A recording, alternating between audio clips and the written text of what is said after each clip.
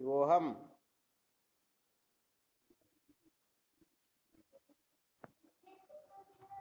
क्या विषय चल रहा था अपना?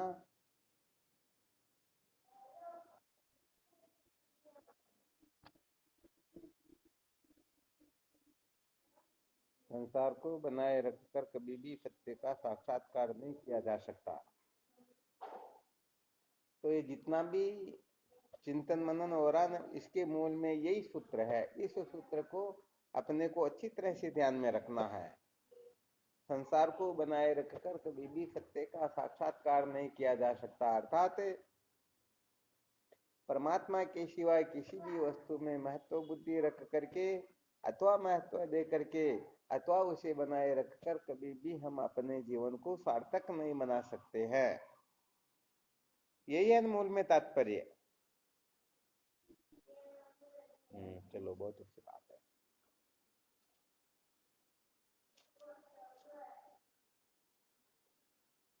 तो इसके अंतर्गत क्या सुना रहे थे?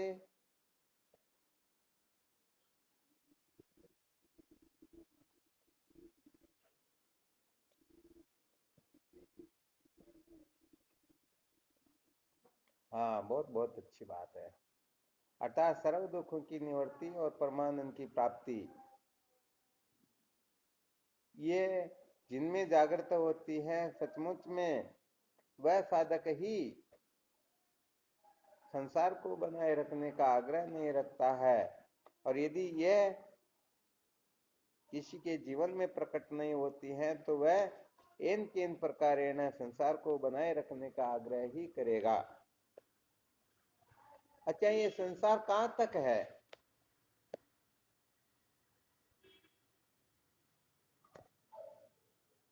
कौन बताएंगे?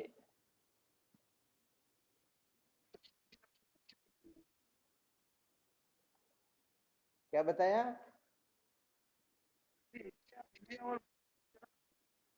मन जहां तक है, बुद्धि तक है ना? इससे आगे तो नहीं है ना? तो बहुत बहुत धन्यवाद। और भी कोई बताएंगे क्या?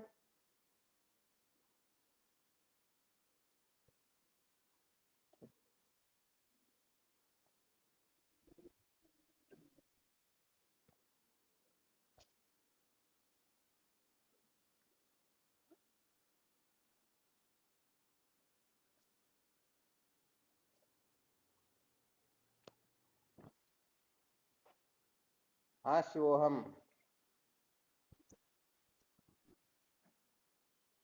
अरे वाह! आपने बताया जहां तक विद्या वहां तक संसार। कौशल्या ने लिखा जहां तक चित्त है वहां तक संसार है। तो यहाँ पर तो भवानी शंकर जी थोड़े विशेष हो गए, कौशल्या थोड़ी गड़बड़ कर गई। क्योंकि चित्त का कारण क्या है? यदि चित्त तक संसार है तो इसका मतलब आगे संसार नहीं है। और वैसे देखा जाए तो भैरवलाल जी महाशय हर बार तो बिल्कुल ठीक ठीक बताते, अब की बार गड़बड़ कर दी।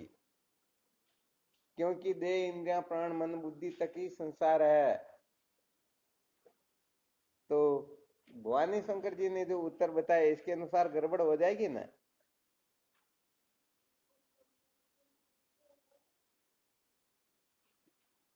अच्छा, किस प्रकार से कहे तो काम ठीक तरह से चल जाएगा।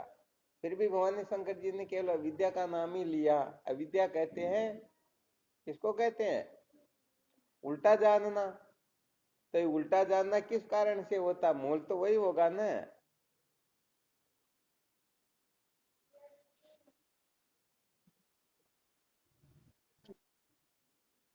बहुत अच्छी बात है। वैसे इसको दूसरे ढंग से कहे तो कैसे कह सकते हैं? क्योंकि अज्ञान की हो सकता है किसी के समझ में आए या ना आए। ऐसा कोई फॉर्मूला बताओ ना जिससे और विशेष रहस्य प्रकट हो।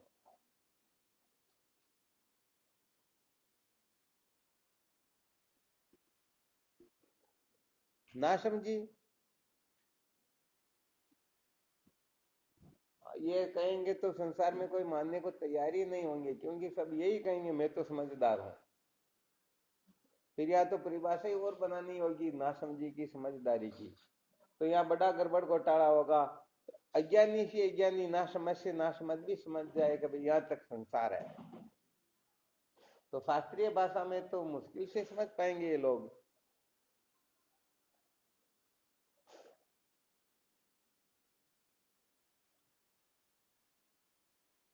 हाँ शिवो हम।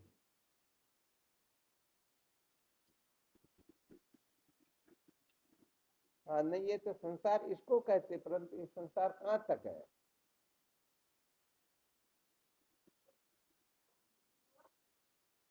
हाँ तो ये बोलना चाहिए ना, असली चीज ही ये हुई। अर्थात सुसुप्ति से परे कोई संसार नहीं है, क्योंकि सुसुप्ति का अधिष्ठान आत्मा। तो ये जागृत स्वप्न सुसुप्ति, इसके सिवाय बताओ संसार क्या है। प्रपंच इतना ही तो है। हाँ आगे होगा या नहीं होगा, फिर जब आगे की कक्षाओं में विचार करेंगे तब देख लेंगे। इस समय साधकों को इतना ही समझना है कि जागृत स्वप्न सुसुप्ति बस इतना ही प्रपंच है।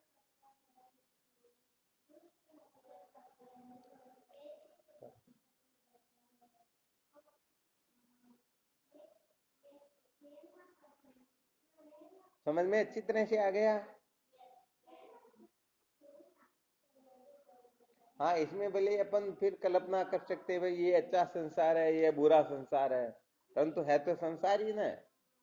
जैसे हथकड़ी जो है भले ही सोने की हो चाहे लोहे की हो, बंधन बराबर करती है। हाँ थोड़ा ये रहस्य भी साधकों को थोड़ा अच्छी तरह से समझ लेना चाहिए, वरना फिर आगे जाकर के समस्या भी होती है। अच्छी तरह से समझ में आ गया क्या।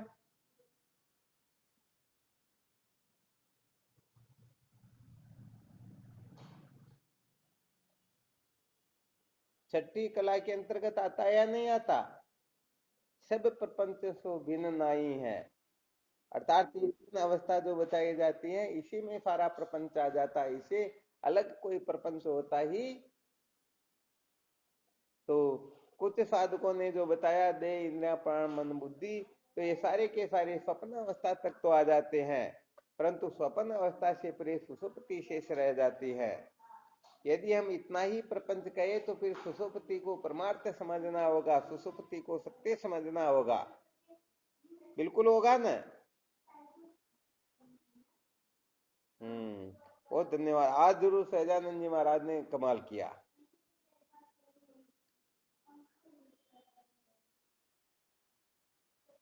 क्या हुआ। आपको कोई इनाम इनाम तो मिलने वाला नहीं, कोई बड़ी बात नहीं। जैसे एक राजा समझो 1 लाख रुपए का दान करता है, और एक कोई गरीब आदमी 25 पैसे का दान करता, तो किसका दान ज्यादा।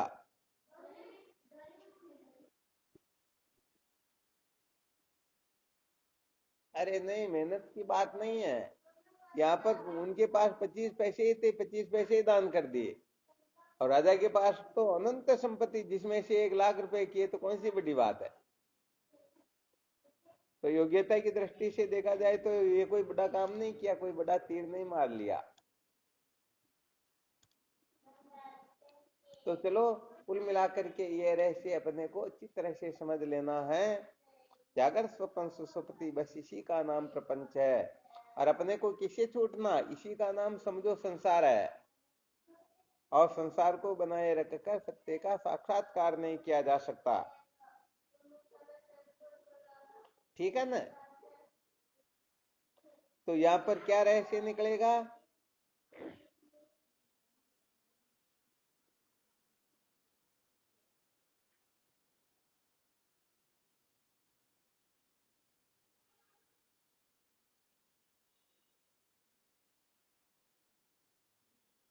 अरे इतना टाइम लगता है क्या।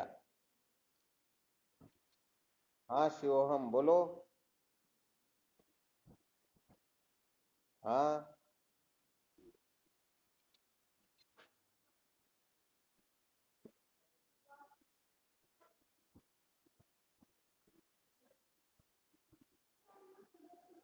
बहुत बहुत धन्यवाद, बहुत अच्छा रहस्य बताया। परंतु यहाँ पर समस्या ये हो गई ना, अभी तो कहने का मतलब अध्यारोप की कक्षा चल रही इस समय। संसार किसको कहते हैं?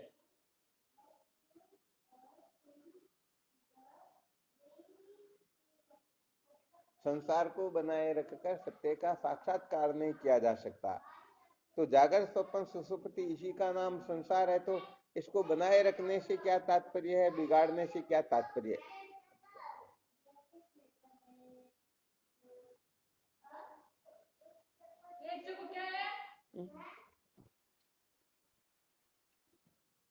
हाँ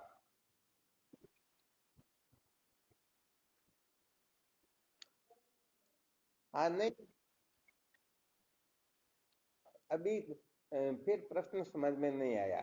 ये अध्यारोप की कक्षा चल रही है, अर्थात पहले प्रश्न को तो पुष्ट कर ले, फिर इसका निराकरण का उपाय क्या? आप निराकरण का उपाय बता रहे, अभी प्रश्न को पुष्ट करना आपने को। कैसे समझना चाहिए कि हम संसार को बनाए रख रहे हैं या नहीं रख रहे हैं? जागर स्वप्न सुषुप्ति से तात्पर्य क्या, अर्थात जागर सुषुप्ति में हम क्या करें क्या न करें कि हम इस प्रकार से बोधवान हो जाए। हाँ, इस संसार को बनाए रखने का जो आग्रह है उसके बारे में संकेत करना। वरना निवृत्ति का उपाय तो आप बता रहे जो ही 100% वही है, उसी से इसका निराकरण हो सकता, वरना सवाल ही नहीं। क्योंकि आप वो मूल से तो उखाड़ने की चर्चा कर रहे हो, पहले थोड़ा भार तो कम करना पड़ेगा ना, वरना वह वृक्ष अपने को ही दबा देगा।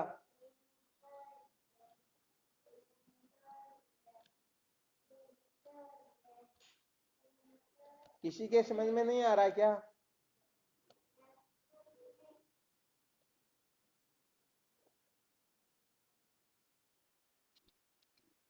अरे तो इसमें कोई दाव पेच थोड़ी है क्या? प्रश्न चल रहा अपना, विषय चल रहा, संसार को बनाए रखकर सत्य का साक्षात्कार नहीं किया जा सकता। यहाँ पर सिद्ध किया गया जागृत स्वप्न सुषुप्ति इसी को संसार कहते हैं। तो इसको बनाए रखने का आग्रह, इसी क्या तात्पर्य है? और कैसे हम इसी से ऊपर उठ करके सत्य का साक्षात्कार कर सकते, इसी के बारे में तो अपने को अपना अनुभव प्रकट करना है।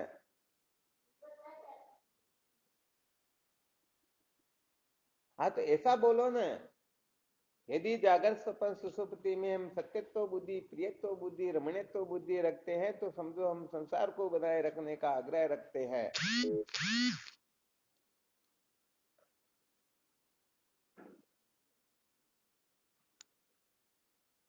और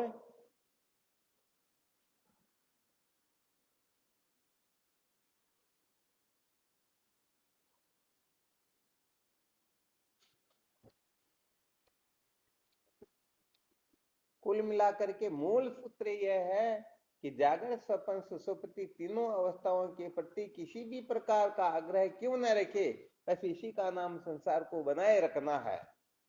अब चाहे भले आप ठीक तरह से या विरुद्ध विपरीत तरीके से, किसी भी प्रकार से संसार को बनाए रखने का आग्रह, अर्थात जागृत स्वप्न सुषुप्ति के प्रति किसी भी प्रकार का आग्रह क्यों न हो, समझ लेना चाहिए ये संसार को ही पुष्ट करने की प्रक्रिया है।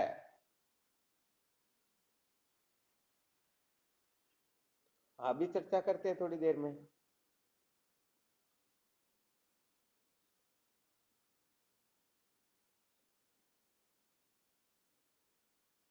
यहां तक तो ठीक समझ में आ गया ना? तीनों अवस्थाओं के प्रति किसी भी प्रकार का आग्रह क्यों न हो, अर्थात जागृत अवस्था में जागने से लेकर के सोने तक हम जो कुछ भी करते हैं, इसके अंतर्गत यदि कोई किसी भी प्रकार का आग्रह रखता है, अथवा स्वप्न अवस्था के अंतर्गत क्या होता है कि एक कोई ऐसा सज्जन हुआ जिसको प्रतिदिन शाम को सोने के बाद में सपना आता था, और सपने के अंतर्गत वो चक्रवर्ती सम्राट बनता था। क्या बनता था?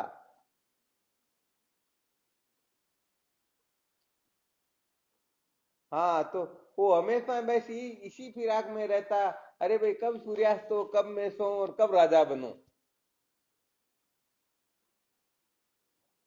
आ गया समझ में?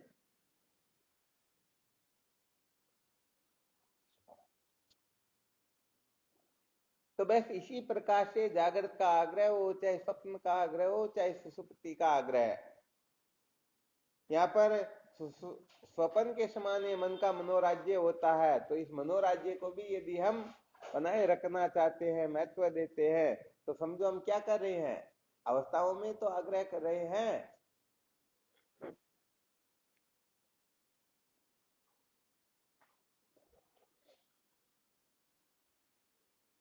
अच्छा ये बताओ, जागृत स्वप्न सुषुप्ति, इसी को प्रपंच कहते हैं, इसी को संसार कहते हैं। तो ये ब्रह्मलोक जो है, जिसके बारे में बड़ी बड़ी महिमाएं सुनते हैं, ये तो संसार के अंतर्गत नहीं है ना।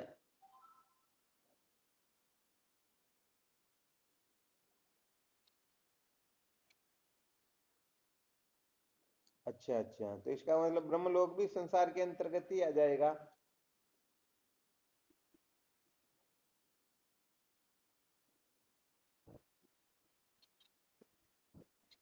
क्या बात है, जहां जहां तक नाम रूप है उसी का नाम संसार है। तब इस जगह पर फिरोलाल जी महाराज ने बताया ना, देह इंद्रिया प्राण मन बुद्धि, ये और इनकी जहां तक पहुंच है उसी का नाम संसार है। को गोचर जह लगी मन जाई, सो सब माया जानहु भाई।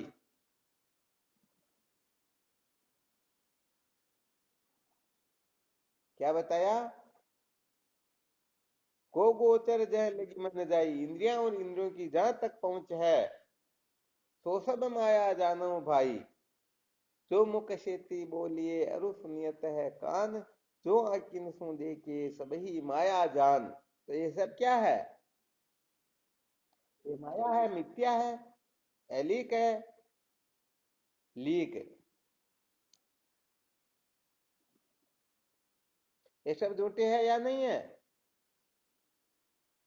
तो अब अच्छी तरह से विचार करके देख लो, वो जो प्रसंग चला था, सर्व दुखों की तंत निवर्ती और परमानंद की प्राप्ति, इस प्रकार की चालना करने वाला ज्ञानी है या अज्ञानी, तो अब समझ में आ जाएगा कि वास्तव में वह भी एक प्रकार का नासमझ ही है। तो हम तो इसको बहुत ऊंची कक्षा समझ रहे थे ना।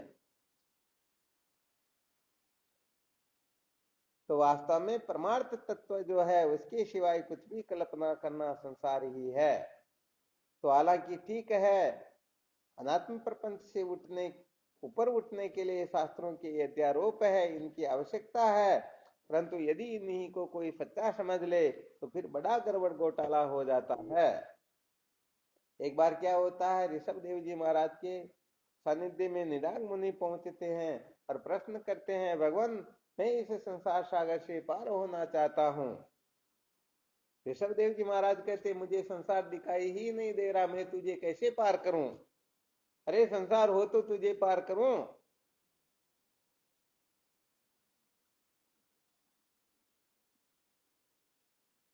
तो ये जितनी भी मन की कल्पनाएं है ना, ये सारा का सारा संसार ही है। ये सब जिनसे सिद्ध होते हैं वही परमार्थ तत्व होता है, इसमें मति की गति नहीं होती है। ये तो वाचो निवर्तनते अप्राप्य मनसा से, भवानी शंकर जी ने जो सूत्र बताए थे वो विवेक की कक्षा के हैं। मैं दृष्टा हूं, ये सारे के सारे दृश्य है। तो ये दृष्टा दृश्य का विवेक, ये भी एक प्रकार से संसार के अंतर्गत ही आता है। तो हालांकि ये बहुत बड़ा काम कर देता है, परंतु मूल सहित विद्या को भस्मीभूत करने की सामर्थ्य इसमें भी नहीं है, क्योंकि ऐसा विवेक सांख्य के द्वारा भी हो जाया करता। तो यहाँ पर जब तक आत्मा व ब्रह्म के एकत्व का बोध नहीं होता है, तब तक सचमुच में कोई कृतार्थ होता ही, कृतार्थ तो वह तभी होता है जब परमात्मा के बोध हो। तो इस जगह पर खूब अच्छी तरह से समझ लेना चाहिए कि वास्तव में ये सारा का सारा संसार ही है, और हम संसार को महत्व दे करके ये हम अपने आप को कोई अपने आप को बहुत बड़ा ज्ञानी समझता, कोई अपने आप को बहुत बड़ा धर्मात्मा समझता है, कोई अपने आप को बहुत बड़ा भक्त उपासक अथवा पापी पुण्यात्मा समझता है। तो पहले बताया ना विपरीत वाली बात है। कोई अपने को पुण्यात्मा समझ करके समझता है कि मैं संसार बंधन से मुक्त हो गया हूं, और कोई अपने को पापात्मा समझ करके समझता है कि मैंने संसार को बनाए रख लिया, संसार के समस्त ऐश्वर्य को प्राप्त कर लिया है। बताओ दोनों अंधेरे में है या नहीं है? हाँ, तो वास्तव में दोनों अभी तक अज्ञान से ग्रसित ही है।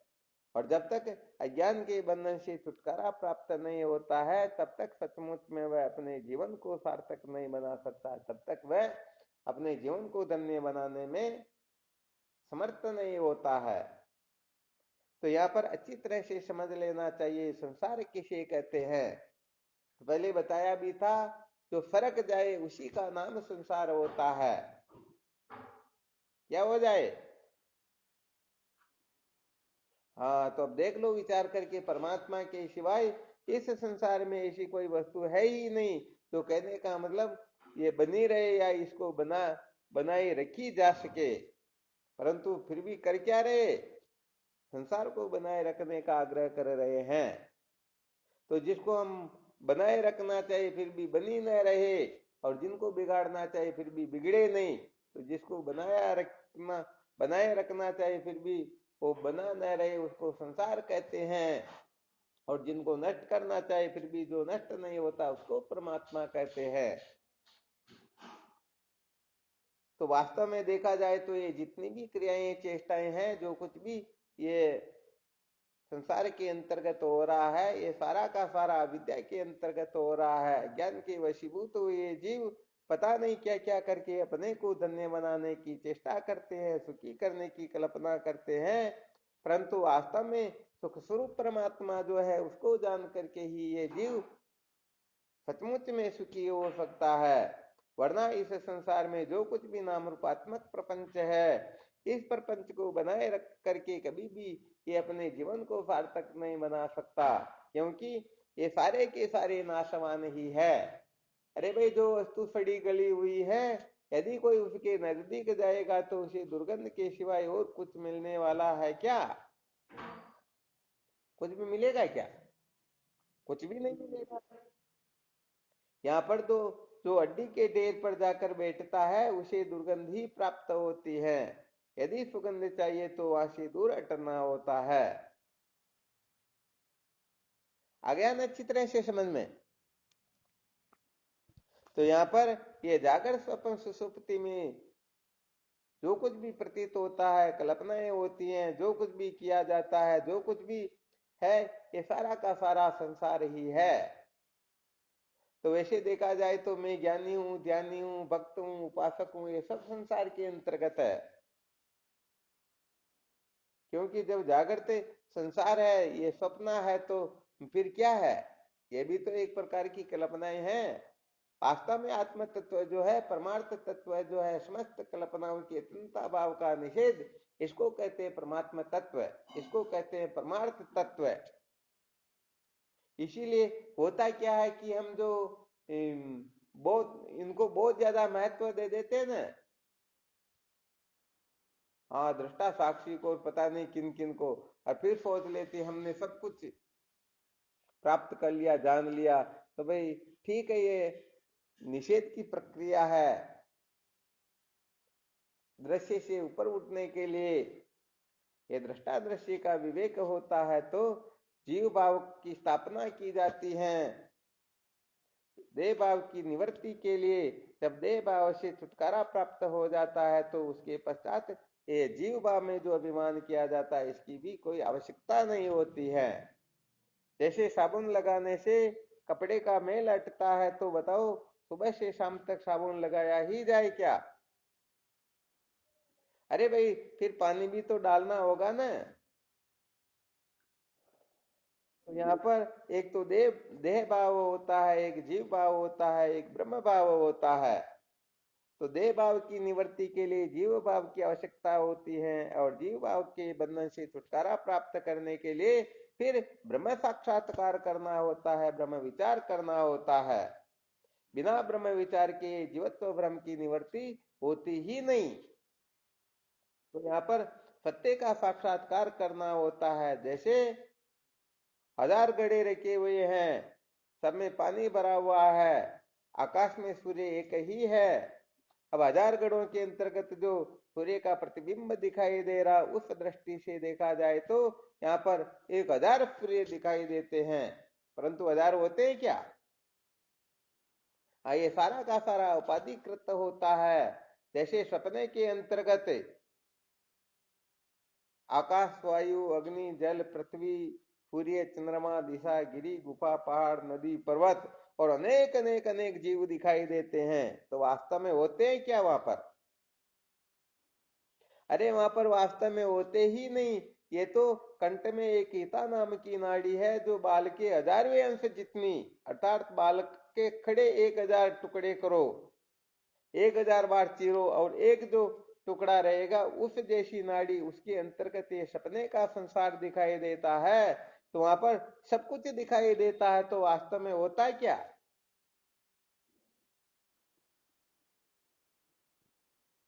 हाँ अरे भाई, जैसे टीवी के अंतर्गत पूरा का पूरा संसार दिखाई देता, तो सचमुच में अंदर है क्या? हाँ ये सिनेमा हॉल के अंतर्गत पर्दे के ऊपर कभी आग लगती है, कभी घोड़े दौड़ते हैं, कभी बंदूकें चलती हैं, और कभी पानी बहता है। तो बताओ, पानी से पर्दा गलता है क्या?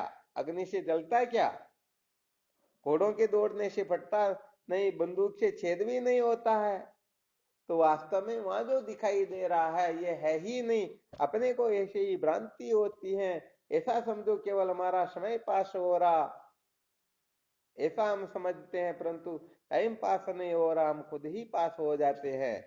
अरे भाई, ये तो अपने को बेवकूफ बना करके वो अपना बिजनेस कर रहे हैं, धन ऐंठ रहे हैं, हम उनको सत्य समझ करके अपना समय बर्बाद करते हैं, रोते हंसते हैं, मनोरंजन करते हैं। तो इसी प्रकार से सारा का सारा संसार दिखाई जरूर देता है, परंतु सचमुच में संसार नाम की कोई वस्तु होती ही नहीं। ये तो जैसे सपना होता है वैसे ही दिखाई जरूर देता है, परंतु इसकी सत्ता नहीं होती है।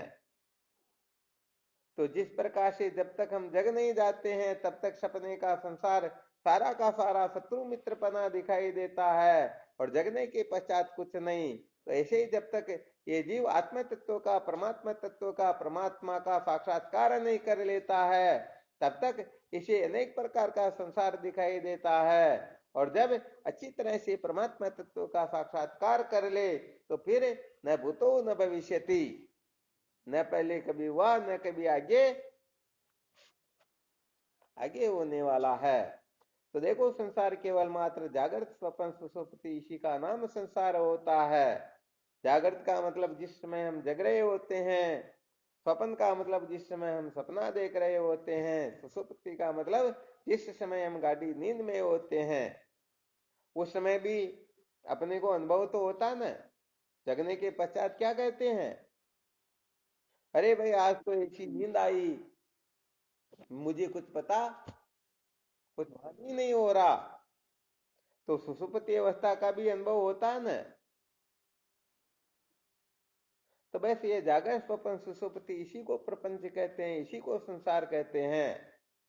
अब इसमें यदि कहीं किसी जगह पर कोई अटक गया, किसी को भी भगवान समझ करके बैठ गया, किसी के पीछे पागल होकर के अपने जीवन को बर्बाद कर दिया, तो सचमुच में अंत में रोने पछताने के सिवाय कुछ भी मिलने वाला, हाँ, कुछ भी मिलने वाला नहीं है। तो जागरण, स्वप्न, सुषुप्ति, इन तीनों को माया कहते हैं, और इन तीनों से परे जो है उसको परमात्मा कहते हैं। तो यदि किसी को परमात्मा तत्व का साक्षात्कार करना हो, तो इन तीन से ऊपर उठना होगा। इसीलिए अपने सत्संग के दो मुख्य जो विषय हैं, सत्य को जाने बिना कभी भी दुखों का अंत नहीं होता, और दूसरा सूत्र है, संसार को बनाए रखकर कभी भी सत्य का साक्षात्कार नहीं किया जा सकता। तो बस इन दोनों सूत्रों को अच्छी तरह से मंथन करो, इनका खूब चिंतन मनन करो, खूब विचार करो। हम कहीं पर गड़बड़ घोटाला तो नहीं कर रहे हैं?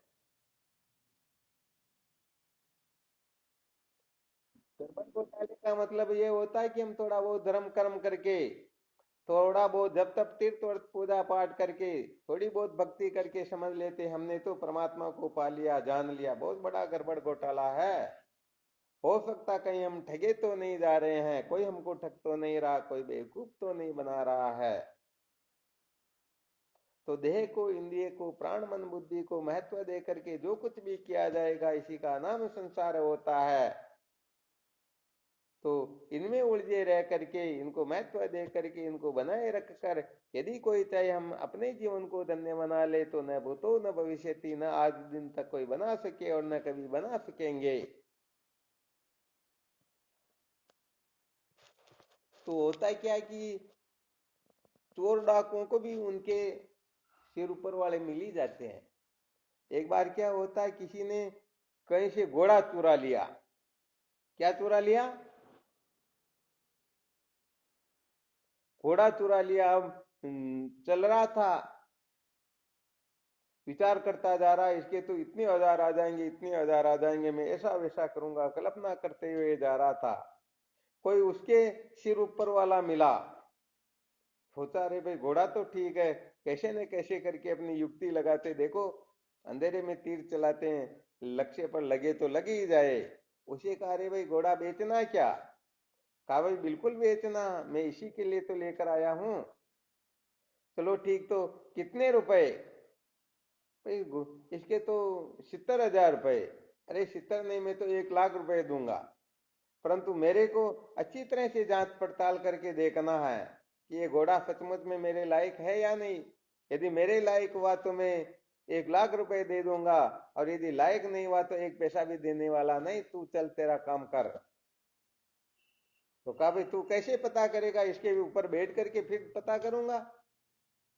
कहा अच्छा, मेरे को बेवकूफ बना रहा है क्या, ताकि तू घोड़ा लेकर के भग जाए? उसने कहा रे इतना भी विश्वास नहीं क्या? ये मेरे जूते रख तेरे पास, इसको पकड़े रहना, मैं कोई जूते छोड़ के जाने वाला हूं क्या? उसने सोचा बिल्कुल ठीक बात है, और वो जूते दे गया और घोड़े को देखकर हो गया। अब काफी टाइम हो गया, जब आया नहीं तो उसने समझ लिया बड़ा गड़बड़ घोटाला है। तो वो घोड़ा जब लेकर के आ रहा था ना, तब किसी ने और दूसरे ने बात की थी, तो उनकी समझ में नहीं बैठी, खरीदा नहीं। तो वह भी उधर से होके निकला, तुकारे घोड़े को बेच दिया? कि बिल्कुल बेच दिया। तो मुनाफा क्या रहा? कि ये जूते मुनाफे में रहे, और इसके सिवाय कुछ मिला क्या? हाँ, तो ध्यान रखना, अपन यदि अक्ल होशियारी जो लगाएंगे ना, तो सच्ची बात है, ये लास्ट में जैसे वो जूते मुनाफे में रहते हैं ना, वैसे अभिमान रह जाएगा। ये जन्म मरण के दुख से छुटकारा मिलने वाला तो स्वप्न में भी नहीं है। हाँ बिल्कुल सही है। तो कुल मिलाकर के, हालांकि समस्त साधनों की अपनी अपनी जगह पर महत्वता होती है, इनकी आवश्यकता भी होती है, इनको करना भी होता है। परंतु वहां यदि कोई अटक जाए ना, ये होता है बड़ा गड़बड़ घोटाला। तो जीवन में धर्म की भी आवश्यकता होती है, उपासना की आवश्यकता होती है, योग की आवश्यकता होती है। परंतु जब तक अधर्म वासना विक्षेप की निवृत्ति न हो, तब तक इनको महत्व देना होता है। और जब जीवन से अधर्म निकल जाए, पाप निकल जाए, किसी को बेवकूफ बनाने की पागलपना जो है, इस प्रकार की जो वृत्तियां हैं, इस प्रकार की जो मूर्खता है, वो निकल जाए, तो फिर उस कक्षा से ऊपर उठना होता है। तो अपनी अपनी जगह पर सब ठीक है। यदि कोई किसी जगह अटक जाता है, ब्रह्मलोक के लिए भी अटक जाता है, तो समझो वह सत्य का साक्षात्कार कर नहीं पाएगा। क्योंकि पहले यही बता दिया गया है कि को गोचर जन लगी मन जाई, सो सब माया जानो भाई। अरे भाई, मन बुद्धि और मन बुद्धि की जहां तक पहुंचे, ये सारा का सारा माया ही है। अरे यहाँ पर तो स्वयं भगवान नारायण कहते हैं, मायामय मिदम देवी वपुर में न तू तात्विकम। जब भगवत गीता का महात्म्य बताते हैं, तो कह देते हैं हे देवी, ये मेरा शरीर जो है ये भी मायामय है, वास्तविक नहीं है। अब विचार करके देखो, जब स्वयं भगवान नारायण ऐसा कथन कर रहे हैं और हम पता नहीं किस किस को महत्व दे करके उनके पीछे पागल होकर अपने जीवन को व्यर्थ बर्बाद कर रहे हैं, तो बताओ जीवन की सार्थकता हो रही क्या? हाँ, नहीं हो रही तो यहाँ पर खूब मंथन करके अच्छी तरह से देख लेना। ये जागर स्वप्न सुसुप्ति, इसी को संसार कहते हैं, यही प्रपंच है। इससे भिन्न कोई प्रपंच नहीं होता। इन तीन अवस्थाओं पर यदि कोई विजय प्राप्त कर ले, तीन अवस्थाओं को सचमुच में मिथ्या समझ ले, अनित्य असार समझ ले, अथवा अधिष्ठान स्वरूप समझ ले, सदा सदा के लिए उनका झगड़ा झमेला शांत हो जाएगा, सदा सदा के लिए वो कृतार्थ हो जाएंगे। तो या तो इनका अत्यंता भाव निश्चय करे, अथवा परमात्मा के सिवाय और कोई दूसरी वस्तु है ही नहीं। तो यहाँ पर तो फिर या तो यदि हम अपने शरीर को मानते हैं कि ये शरीर में मेरा हूं, तो फिर संसार के समस्त शरीर में मेरे हुए, अथवा दूसरों के शरीर में मेरे नहीं, तो ये अपना जो शरीर है ये भी मैं मेरा नहीं है। अब चाहे जिस प्रक्रिया से आप आगे बढ़ सकते हो, विचार कर सकते हो। आ गया ना अच्छी तरह से समझ में? बस इस बात को अच्छी तरह से निश्चय कर लो, जब तक स्वप्न से जगेंगे नहीं तब तक दुखों का अंत कभी भी होने वाला है ही नहीं। जो सपने सिर काटे कोई, बिन जाग्या दुख दूर न होई। स्वप्न में यदि कोई सिर काट रहा हो तो दौड़ रहा हो, हम भग रहे हैं, तो परेशान ही रहेंगे, रोएंगे, चिल्लाएंगे, दुखी होंगे। परंतु यदि जग जाए तो उसी समय समस्त दुखों का निराकरण हो जाता है। तो ऐसे ही ये सारा का सारा संसार स्वप्न मात्र है। सचमुच में सत्य कहा जाए तो यहाँ कोई किसी का नहीं होता है, सब अपने अपने स्वार्थ से ही एक दूसरे से प्रीति करते हैं, एक दूसरे को महत्व देते हैं। और जब स्वार्थ सिद्ध नहीं होता है तो मरने मारने पर उतारू हो जाते, इसी का नाम संसार होता है। यहाँ सब हर कोई अपनी मौज मस्ती को महत्व देता है, मनोरंजन करना चाहता है, स्वार्थ पूरा करना चाहता है। इसलिए वास्तव में जब तक हमें सत्य का बोध नहीं होगा, असलियत को जानेंगे नहीं, तब तक पता नहीं हम किस किस के पीछे पागल होकर के भटकेंगे कि वहां मजा है, वहां मजा है, वहां मजा। जबकि मजा तो वास्तव में कहीं है ही, सब जगह पर धोखा ही धोखा है। यहाँ पर तो वो मिठाई जो है ना, बनी हुई तो गोबर की, परंतु उसके ऊपर चांदी का वर्क लगा दिया, लगता है कि अरे बहुत अच्छी मिठाई है, जबकि वास्तव में है क्या? तो संसार में क्या सब जगह पर दो नंबर का काम ही तो हो रहा। तो वह कुल मिलाकर के इस सपने से जग जाए, संसार में सुख है, मैं ऐसा कर लूं वैसा कर लूं तो वास्तव में मैं ऐसा वैसा हो, ये सब सपना है, सब कल्पना मात्र है। सत्य बात तो यह है कि जब तक भगवत प्राप्ति नहीं होगी, जब तक परमात्मा तत्व का अनुभव नहीं होगा, तब तक कभी न छूटे पीड़ा दुख से, जिसे ब्रह्म का ज्ञान नहीं। तो सत्य को जाने बिना कभी भी दुखों का अंत नहीं होता, इस बात को खूब अच्छी तरह से समझ लेना चाहिए।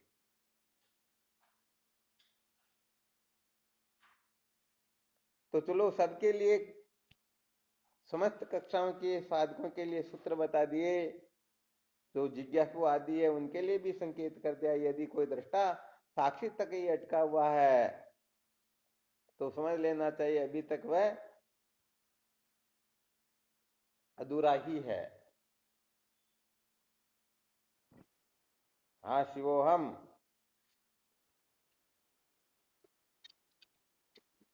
हाँ बिल्कुल बिल्कुल सत्य बात, परंतु बात यह है कि सांख्य शास्त्र के अनुसार यदि कोई दृष्टा दृश्य का देखो, इसके अंतर्गत भी सांख्य और योग के द्वारा भी दृष्टा स्वरूप में स्थिति प्राप्त की जाती है। परंतु यहाँ पर दृष्टा जो होता ना, ध्यान देना थोड़ा। जैसे समझो हम 10 साधक बैठे हुए हैं, 10 व्यक्ति बैठे हुए हैं समझो, और सबको तत्व का ज्ञान हो गया, सबको विवेक हो गया कि सारा का सारा संसार दृश्य है और मैं दृष्टा हूं। तो यहाँ पर 10 व्यक्तियों को ऐसा निश्चय हो गया कि मैं दृष्टा हूं, बाकी संसार दृश्य है। तब गिन करके देखेंगे तो दृष्टा कितने हुए?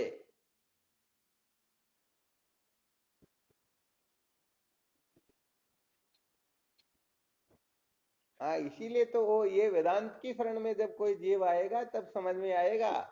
सांख्य शास्त्र के अंतर्गत वो जितने शरीर होते जितने उतने ही दृष्टा होते, एक दृष्टा से वहां काम नहीं चलता। नहीं, 21 दुखों से निवृत्ति, ये सांख्य के अंतर्गत त्रिविध दुखों की निवृत्ति का नाम बताया जाता है।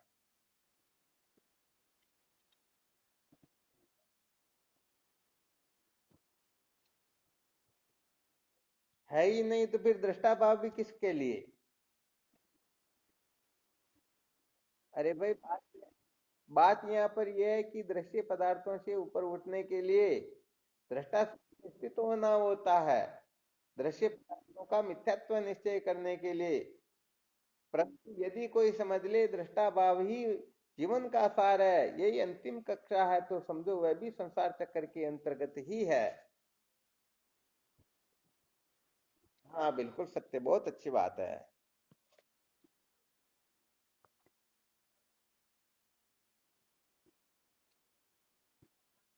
ये जीव भाव ही है, कहने का मतलब जब तक द्वैतीय चिंता भाव का निश्चय नहीं हो जाता तब तक जीव भाव ही है।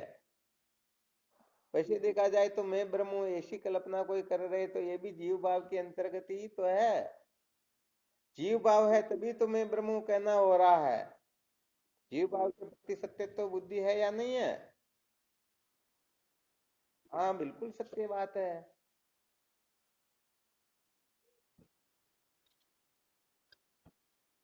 अरे क्या बात है, ये तो बिल्कुल बिल्कुल सत्य वचन। फिर यदि कुछ भी बोल रहे हैं तो समझो गड़बड़ घोटाला ही है।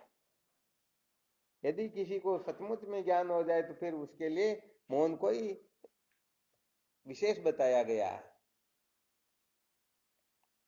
ब्रह्म हम जान्यो है, चुप मुख द्वार दे। चुप साधन चुप साध्य है, चुप में चुप समाई। चुप समझारी समझ है, समझा चुप हो जाए।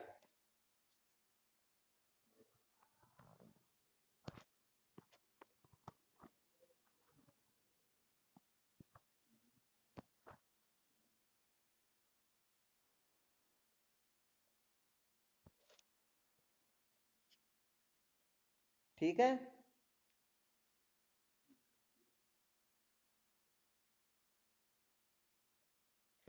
हाँ चलो, फिर करो विचार, कल और विचार करेंगे।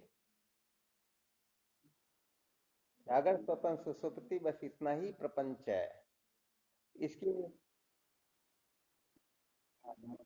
को हम इसकी प्रशंसा आगे रखेंगे, बस इसका नाम है। ठीक, शिवोहम।